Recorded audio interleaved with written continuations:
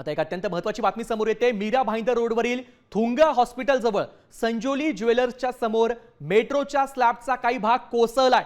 यामुळे शाळकरी विद्यार्थी थोडक्यात बचावलेत। मेट्रोच्या खालून जात असताना स्कूल व्हॅनवर मेट्रोचा स्लॅब कोसळलाय।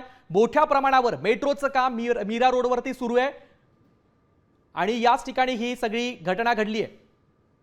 मीरा भाईंदरमध्ये मेट्रोचा स्लॅब कोसळलाय। अत्यंत महत्त्वाची बातमी आहे। शाळकरी विद्यार्थी यामुळे थोडक्यात बचावले। शाळकरी विद्यार्थ्यांना घेऊन जाणारी व्हॅन या ठिकाणून जात असताना मेट्रोचा हा स्लॅब कोसळलाय आणि या दुर्घटनेमध्ये विद्यार्थी थोडक्यात बचावले।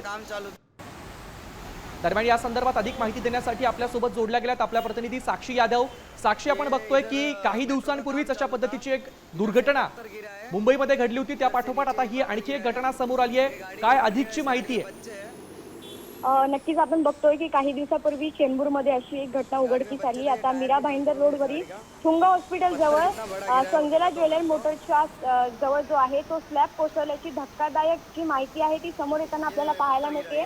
शाळकरी विद्यार्थी जे आहे ते थोडक्यात बचावले आहे, कारण आपण बघतो दूरच्या माध्यमातून जे शाळकरी विद्यार्थी आहे त्यांची जी स्कूल बस आहे, स्कूल व्हॅन आहे, त्याच्यावर काही स्लॅबचा भाग पडलेला आपल्याला पाहायला मिळतोय। मोठ्या प्रमाणात मेट्रोचं काम आहे ते मीरा रोडवर सुरू असताना आपल्याला पाहायला मिळतंय। अशातच हा हलगर्जीपणा जो आहे तो समोर येताना आपल्याला इथे दिसतोय। कोणालाही दुखापत झालेली नाहीये। घटनास्थळी अग्निशमन दलाचे जवान तैनात करण्यात आले आहेत। पुढील कारवाई जी आहे ती मीरा रोड पोलिसांच्या माध्यमातून केली जाते। नक्कीच धन्यवाद साक्षी या दिलेल्या माहितीबद्दल। आपण पाहतोय की मेट्रोचा स्लॅब कोसळलाय। चांगली गोष्ट म्हणजे विद्यार्थी यामध्ये बचावलेत। मीरा भाईंदरमध्ये ही दुर्घटना घडली आहे। आता मीरा रोड पोलिसांच्या माध्यमातून यामध्ये पुढील कारवाई सुरू आहे। वयात पुढच्या बातमीकडे